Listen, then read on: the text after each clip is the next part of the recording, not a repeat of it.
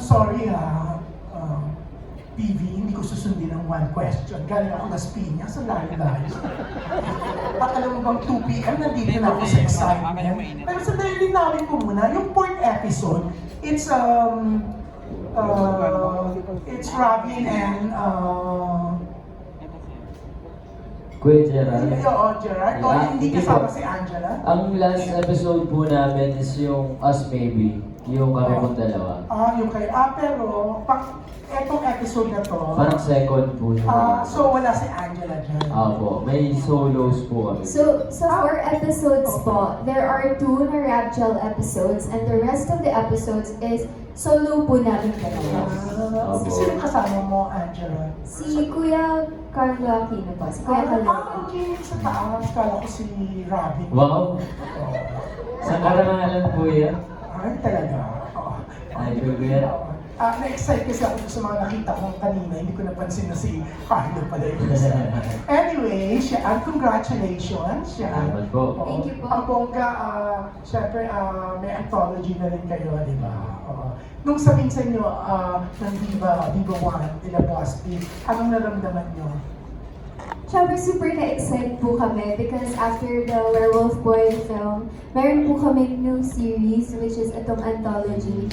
And I think it's perfect po para meron po tayong project before po yung second season ng Dating Alice airs. So this fills the gap para meron po kami ginagawa. Yes. At saka para hindi rin kayo hihiwalay. Oo. Lagi pa rin magkasama.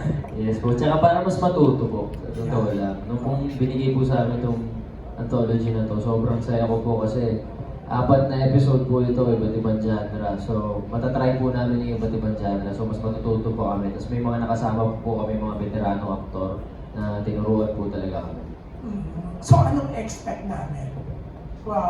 Especially for the 2 episodes na kayo talaga ang magkasama. You can expect po to laugh and to feel kilig. Matakot. Yes, and matakot din po kasi may halong action din po yung rider ko. First time po namin mag-action together. Yes. Ang rider ng Woodloom. Yan po yung first episode natin sa anthology. Ang bongga parang butol kong hudlo. Parang Robin Padilla po yung peg niya. So parang Robin. Robin Padilla. Sana po makatrabaho si Kuya Robin. Idol mo siya? Po. Talaga? Oo. Ang bongga. Pero ikaw, Angela, meron siyang rider kung hoodlum, no? Parang, I'm sure yan ang favorite niya, obvious naman, no? Sa pagkakatayan niya. Ikaw, anong favorite mo sa 3 episode? Naku, huwag mong sasabihin yung kay Carlo kasi baka selosa ang mga fans. Hindi po, sorry po, hindi po ako makapili talaga ng favorite kasi lahat po siya exciting for me. Kasi una po sa lahat, iba-ibang director po yung nakasama namin. And for second... Sino ba? Like in, ang rider kung hoodlum, sino yung director niyo? Sa, si Sir... Direk Philip, and then yung sa po. King? Yes po. And then yung isa po kay Direk Crisanto, and then yung solo ko po is kay Direk Gino po. Yung sa akin naman po kay Direk Rain Brizuela. Yes po. Yan. So Gino Santos and Crisanto Aquino. Mga magagaling po director. And Direk Philip. Yan ang bongga, no? Parang ang laki-laking project talaga kasi even the directors talagang yung mga bigatin, di ba? Kaya natuto po talaga kami sa kanila. Sobrang dami po namin natutunan. Yeah, oo. Piling ko rin dahil sa inyong dalawa, talagang ang dami-dami talagang subscriber ng Viva One. So congratulations! We're excited to watch starting May 15, tama? Yes po, yes po. Yan. Congrats! Thank you. Yeah. Thank you, Miss Kimi mo. Thank you so much po. Thank you. Maraming salamat, Sir June Lalin, of course, from Abante. Ngayon naman pakinggan natin from Stars Photo, we have Alan Sancon. Hello po. Good afternoon. Hello po. Congratulations sa Rapja. Nandito pa ka sa taas. Hello po.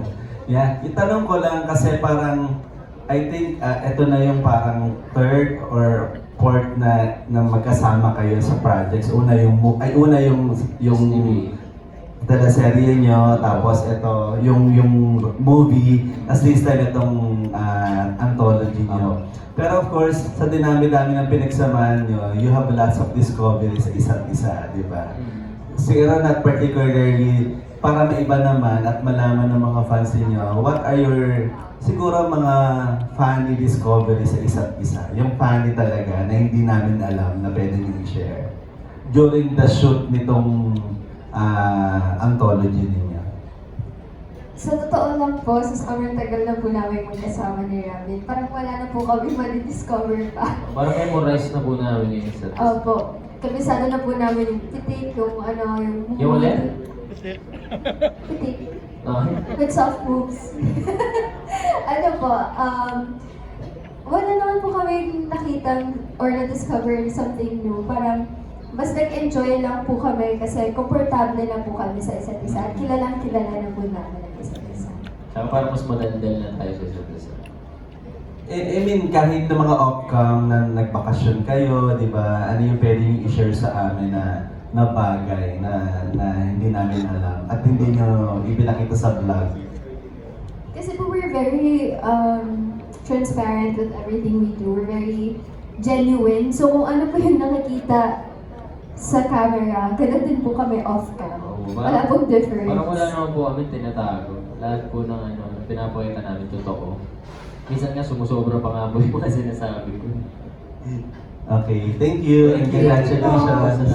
Salamat po. Okay. Thank you, Phoebe. Thank you. Thank you so much. Kaya naman, moving on to Random Republica. We have Miss Kate Adahar. Kasama kasi mga madam. Hi, kamusta?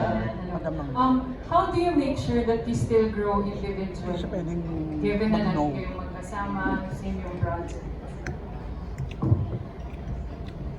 I think that's a hard question, honestly. Kasi tama po kayo. The question is necessary. Kasi paano nga ba kami nag-grow individually while we're always together? I think nag-grow pa rin kami individually because we still have our own quirks. Like, hindi namin tinatry baguhin yung isa't isa. We accept each other for who the other is. So, si Robin, I know that what type of person he is and hindi ko siya binabago to fit my standards and vice versa. I think that's how we grow as individuals. Kasi marami rin kaming natututunan sa isa't isa. Pero we don't let it come to a point na parang isang tao na lang kami. We still value our individualism po. Parang kahit na, halimbawa po, hindi kami magkasama sa project, parang nagsusuportahan pa rin po kami. And nakikinig po kami sa bawat isa kung may mali, kung siya may mali. Pinag-uusapan po talaga namin palagi. Thank you. Thank you po. Thank you po. Okay, maraming salamat po. Ngayon naman, moving on to our content creator, we have Sab Santos. Hello. Hi, kumusta? Hi, Angela. Hello. Yung first question ko is, here sa Anthology, tig-isa kayo na merong solo project. When you were working to that solo story, did you miss any moment when you were working together? And what did you gain the most when you were working solo? I think the things I miss na kasama si Robin working is that yung presence niya mismo. Parang sanay kasi ako na lagi po siyang kasama while taping or filming. Na when he's not there, pag hinahanap ko siya, parang wala akong maaya kumain pag break or wala akong makausap on set masyado because he's not there. And kinakausap ko naman po lahat. It's just that parang may kulang. Parang I wish he was there. Tapos yung natutunan naman po namin or lesson we gain, experience we gain is siguro yung mga advices na binigay po ni Kuya Kalor while on set kami. There was a scene na confrontational. Tapos medyo nahirapan ako sa first take. Tapos yung second take nagawa ko. And then, na-stuck ako dun sa first take na parang, sayang sana first take, okay na. Tapos parang sabi niya, okay na, tapos na. Okay na, move on na tayo. Like, bigyan niya ako ng advice na stop overthinking. don't get in your head, you're supposed to feel, not to think. So ang dami ko pong nabaon na lesson po sa kanya. Siguro, ang na-miss ko nung hindi kami magkasama sa show, yung parang kulitan namin palagi. Di ba? Parang hindi ako inaantok pagkasama ko yun kasi lagi kami nagigisingan. Parang inaalog-alog niya ako, alugin ko siya. Inatutulog siya, hilain ko siya, mga ganun. Siyempre miss mo yung mga kulitan na ganun pag hindi kami magkasama. Pero as solo, sobrang dami ko natutunan. Parang second project ko na po to with Kuya Gerald. Yung pinakaunang project po namin, yung Instant Daddy. Sabi ko, Kuya Gerald, extra po ako dati sa Instant Daddy. Sabi niya, naalala kita, di ba sabi ko sa'yo, uso yung mukha mo, mag-aaral kang umarte. Nakakatawa po siya, totoo po sinabi niya sa akin, uso yung mukha mo, may chance ka na sumikat, galingan mo, ganyan-ganyan, wag lalaki ulo mo. Extra pa lang po ako na ganun po kabait si Kuya Gerald. Natandaan po niya ako. Tapos nung nagkatrabaho po kami, sobrang dami po niyang tinuturo sa akin. Tapos parang nare-realize ko po habang nagtitaping kami, ang pinakamahirap gawin para sa akin ngayon, ang comedy. Kasi hindi po siya, parang hindi mo maipipilit. Kung di ka talaga nakakatawa, hindi ka nakakatawa. Dapat may timing ka. So, sobrang dami po niyang tinuro sa akin. Tapos sobrang nakakamangha siya kasi pag magtitape na, titignan lang niya yung script, hindi niya i-memorize. Kasi titignan niya gano'n, tapos take, ang haba. Galing. Tapos tinatanong ko siya, paano mo ginagawa yung kuya? Paano mo ginagawa? Parang may magkapatid sa set, naglalaro lang. Yan po. And then follow-up question lang. Isang part kasi dyan is yung ang rider kung huto. If given a chance that you will have like a motorbike ride or trip, saan niyo gusto pumunta? Siguro Zambales. Correct. Sasabihin ko yun. Sasabihin ko yun. Kaso, hindi ko po ako marunong mag-big bike eh. Tsaka na pa po yung big bike na. Yeah. That's all. Thank Thank you you. po. Alright, very interesting anecdotes. Thank you, Rachel. Okay, moving on. Let's round off batch one of our press today with Aster Amoyo from TikTok, People's Journal at Filipino Star Hi, New York. tita. Hi there! It's nice to see you again. Congratulations ngayon pa lang. Thank you. Pero medyo hirap ako dun, tips dun sa one question lang ha. Yung unang tanong ko muna. What do you think ang sekreto nyo kung bakit kayo naging click as a love team, as a team? I think it's not a secret naman po na we're very real with our feelings. I think one reason why nagkakasundo rin po kami is parehas po kami, we're on the same page na kung ano yung pinapakita namin sa mga tao, ganun din po kami off-cam, ganun po kami in real life. Ayaw po namin siyang i-manufacture. Ayaw namin siyang or i-fabricate. Hindi po namin kaya na i-fake yung feelings namin. So kung nagtampuhan, mag-register siya na nagtatampuhan kami. Kapag happy kami. Hindi po kasi namin siya Binibilit. hindi po namin napili. Basta we're very genuine with one another. Kaya nga po parang feeling namin happy po yung supporters namin because we show them who we truly are po. Sa tita siguro, ang nakatulong sa amin is yung pagiging asot pusa namin nung una.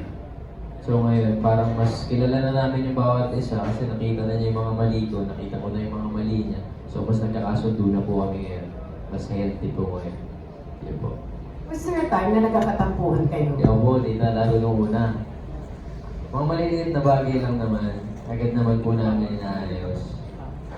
Okay, my follow-up question is, in a scale of 1 to 10, how would you rate each other as co-workers, as a love team, as sweethearts, or whatever, or special friends? 10.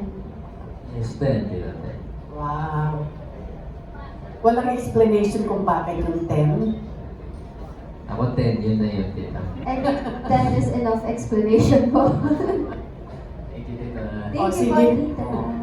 O sige, thank you and good luck again. Congratulations. Okay, maraming salamat po, Tita Aster. Ngayon naman, let us enumerate batch 2 with Jaco Manangan, Nikki Wang, Ian Lee Estrella, Ray Pomaloy, and World of Drums. Ngayon, pakinggan natin ang ating content creator, Jaco Manangan. Hello Hi, guys. hello. Humble prank. Oh my. Yeah, congratulations, no, dahil syempre, follow-up project ito.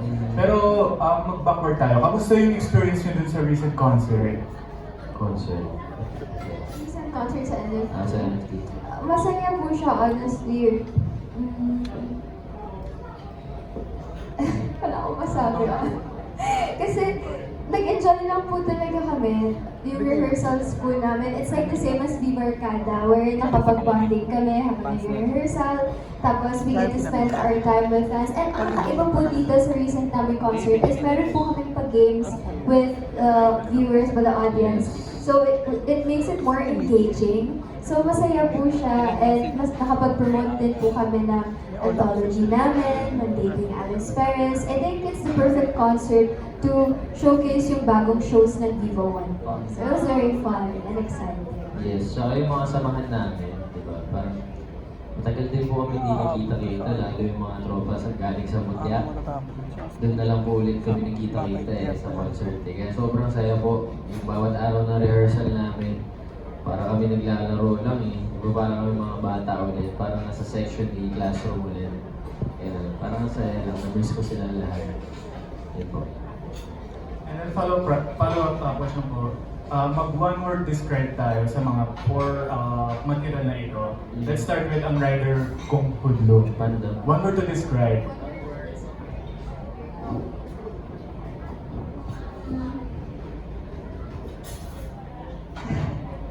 Nakakatakot. Joke, nakaka-thrill. Rabbit. Action. Exciting. How about my CEO things I'm with Angela? Kilig. Ako rin kilig eh. Nililig ako, baka trabaho ba naman siya si Kuya Carlo Quino, di ba? Kuya Kanoy, thank you po. Thank you po, Kuya. How about us maybe? Relatable. Nag-enjoy ako dito eh. And, Enjoy. yes, how about in the error last? Sobrang saya ko po dito sa ginawa namin to. Siguro, ano ba? For me, explosive. Kasi parang sobrang funny niya na bubulong ko yung tawa ko niya. Paano ko ba sasabihin yung one word na madami ako natutunan dito? Basta Yeah. Yes naman. Educational. Educational. Okay. Yeah. Congratulations, Roger. We can wait to watch this four materials. Thank you so much. Thank you po. Alright, very good one-word description, guys. Maraming salamat. Jaco, ngayon naman. Thank you po. Okay, thank you so much. And last but not least, we have back to our content creators, Cine Geeks Podcast. Hi, dito po. Hello po. Hi, good afternoon. I'm Roy from Cine Geeks. First of all, congratulations dun sa project ng Rapgel.